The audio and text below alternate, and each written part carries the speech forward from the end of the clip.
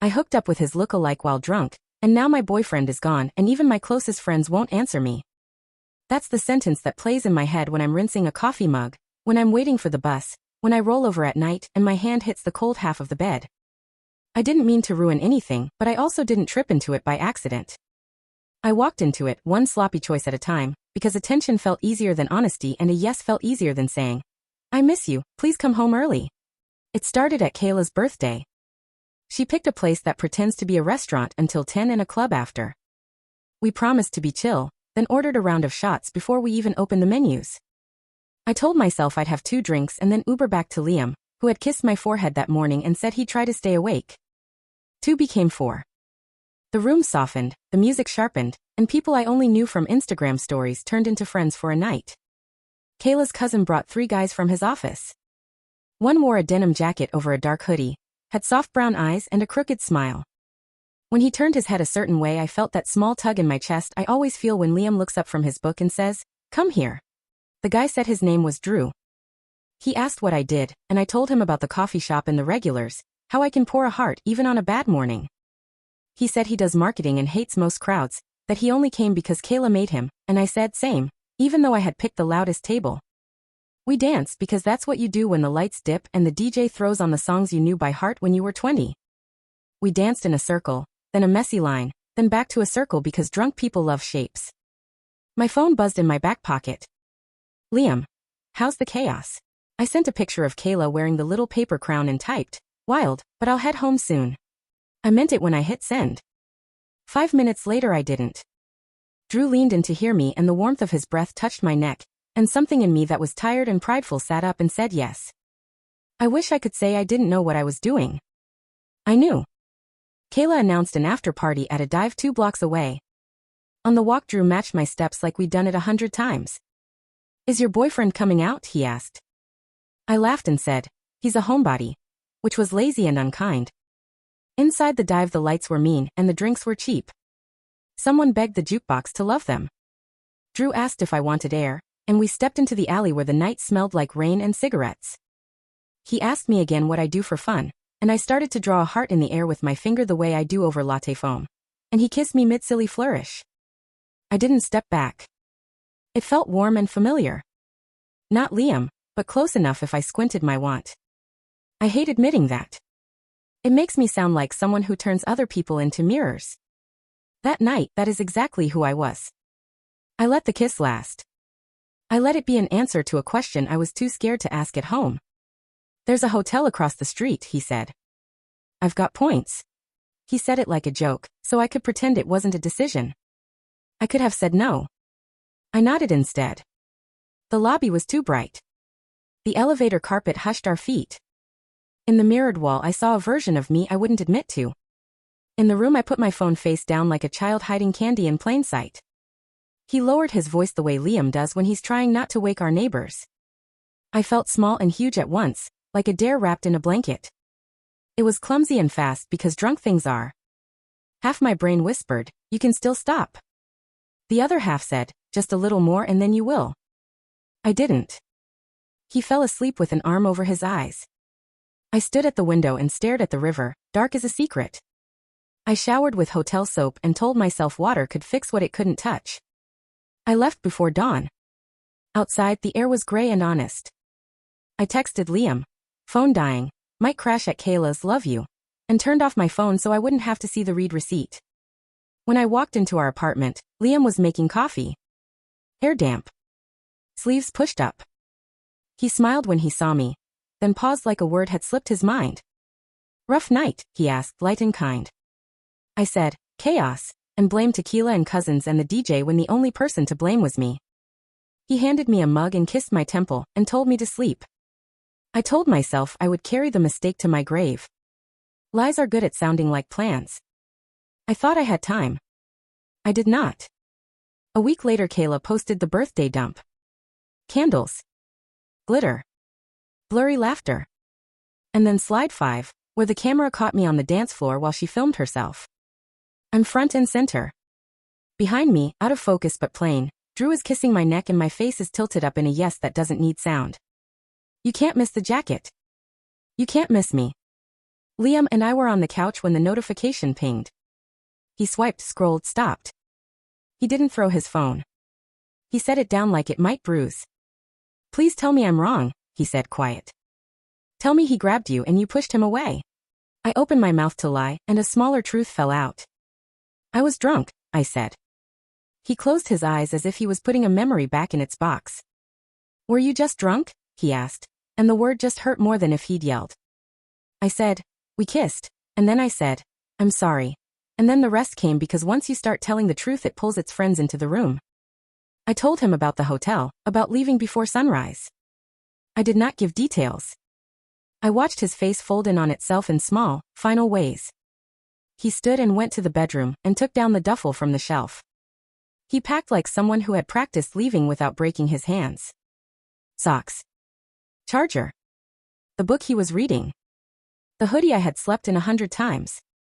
He swapped it from my shoulders for a sweater from the chair. You'll be cold, he said. That sentence wrecked me more than any insult could have. He texted his brother and said he'd stay at Jonah's. At the door he paused. You could have told me you were lonely, he said. You could have told me I was slipping. I said, I know, and reached for him and he stepped back, and then he left.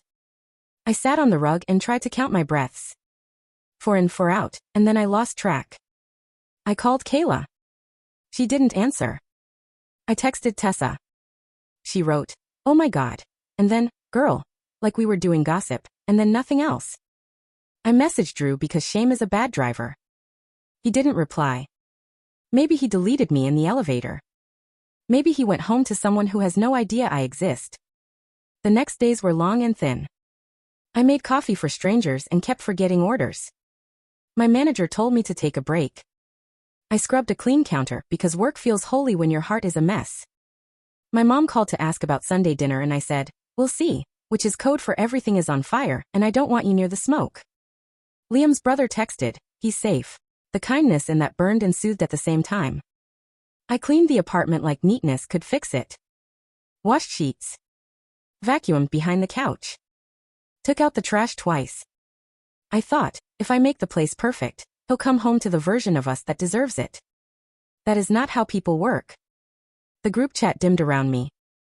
Kayla posted a brunch photo, 4 hands, 5 drinks, a seat I recognized that wasn't mine.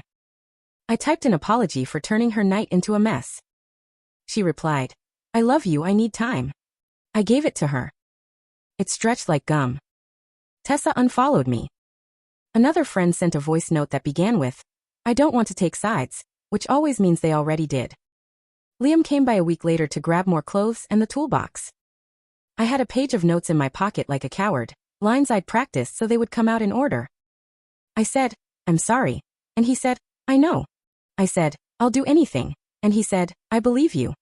I said, please come home, and he said, I can't. He asked for the spare keys. I handed them over like a prop in a play that was closing. He looked at the plant on the sill we bought the day we signed the lease. Water it once a week, he said out of habit. I will, I said, even though keeping anything alive felt ambitious. That night I found a therapist because my head had turned into a bad neighborhood. She asked me to tell the story without the pretty words. I said, I cheated on my boyfriend with a man who looked like him while I was drunk, and now my boyfriend is gone and my friends won't answer me. She nodded and didn't rescue me. She asked what I was trying to feel that night. I said special. She asked what it cost. I said him. She told me to stop calling it a mistake and start calling it a choice. She told me to practice saying, I miss you, out loud in the mirror, so next time I would use my mouth for that instead. I blocked Drew and deleted the hotel email. I muted the group chat, so I would stop refreshing and punishing myself with silence. I started walking after dinner until my legs felt clean. I stopped posting my life like a better version would save me. I saw Liam one more time at a park by the river, because we both deserved air. He looked like himself and not, like a photo printed too dark. We sat on a bench and watched the water carry other people's plans. He asked how I was and I told him the truth, not good trying. I told him about therapy, not to win points, but because he deserved the facts. He said he missed me and it landed like a gift I didn't know how to hold. I asked if there was a way back. He said, maybe someday but not by pretending this didn't happen. I nodded and didn't reach for his hand. We sat in the quiet until quiet didn't hurt. He stood first. "Take care of yourself," he said. "Please." Then he walked away and I did not follow. Now my days are smaller and honest. I wake up and make the bed. I water the plant on Sundays. I show up early to work and stay off my phone unless it's a break. I call my mom back. I don't tell the story like an accident anymore. I say the plain thing. I chose wrong in a loud room because I was too scared to ask for what I needed at home. Some friends drifted back. Some didn't. That's fair. Trust is a hallway with a lot of doors. I close them one by one, and reopening them will take time I don't get to control. I still pass the hotel on my way to the bus. The lobby fountain gurgles like it's trying to sound sweet. I don't look up. I don't give that building any more of my life. When the ache gets loud, I do the dishes. I read. I take long walks and let my legs prove I can move forward. I don't know what will happen with Liam. I don't get to write that ending. Once a week I send him a quiet update. Rent paid, plant alive, found your scarf. I don't add, "I miss you," even when my hands want to type it. I let him be. I let the time be what it is, not a trick. I've learned love isn't a hot kiss under a flickering bulb or a stranger with a familiar jawline. Love is telling the person you picked that you feel small, and letting them pick you back, even when the night isn't fun. If I ever get another chance, with him or with someone who looks like no one but himself, I'll choose the soft, boring good over the loud almost. I'll go home when I said I would. I'll use my words before I use a lie. I thought I was chasing excitement. I was dodging my fear. There's no thrill in that, just the echo of a closing door and the blue light of a phone that stays dark. I hooked up with his lookalike while drunk, and he left, and my friends went quiet. I am still here. I am learning how not to need a stranger's mouth to feel real. I don't know if anyone will forgive me. I am trying to deserve it anyway, one honest day at a time.